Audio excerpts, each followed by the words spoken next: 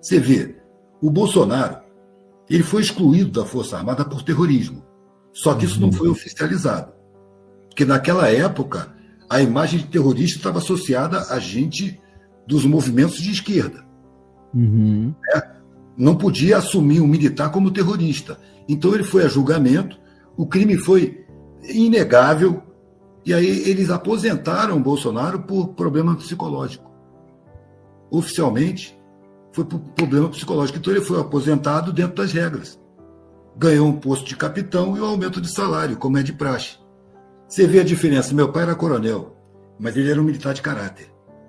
Tanto que em 63 ele foi transferido para a fronteira com a Bolívia e só teve permissão para voltar em 65, quando o golpe já tinha sido dado. Ele se aposentou com mais de 10 anos de coronel, recebeu o posto de general e não admitia ser chamado de general. Falei, não, a minha última função foi como coronel. Esse general aí é simbólico, eu não sou general, eu sou coronel.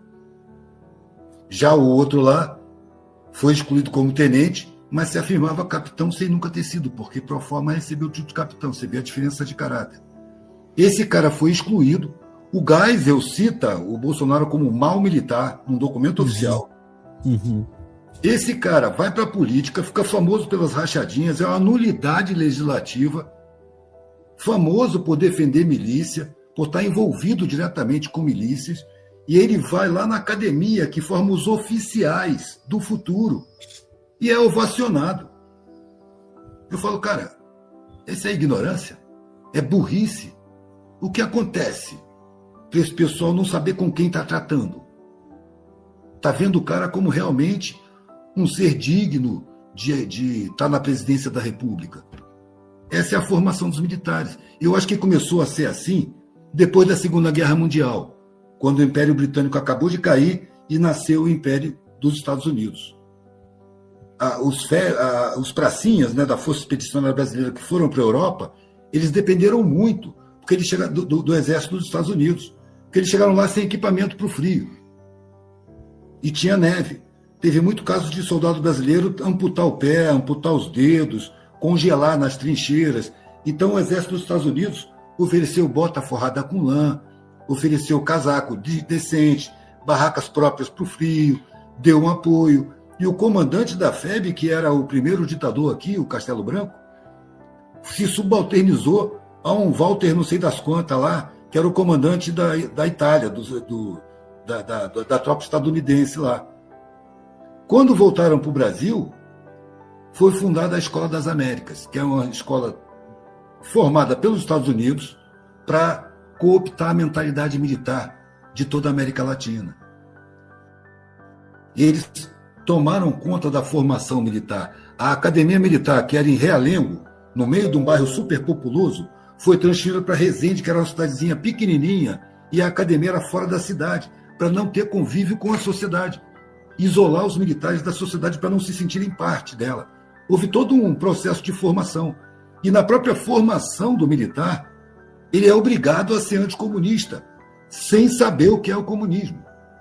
E esse pecado eu cometi, de querer ler Karl Marx dentro do Exército. Peraí, vamos ler esses caras para ver como que eles colocam as coisas, para poder saber o que a gente está odiando. Você não pode, você tem que odiar. A formação ideológica é ditada pela ideologia dos Estados Unidos, militar dos Estados Unidos. O Exército Brasileiro é todo subalternizado mentalmente ao Exército dos Estados Unidos. Aí a gente entende essa mentalidade antipatriótica. Até porque os ditadores foram retirados do poder porque revelaram um ranço nacionalista que os Estados Unidos não admitia. A Transamazônica foi proibida pelos Estados Unidos para manter as riquezas intocáveis, para eles virem pegar quando fosse oportuno.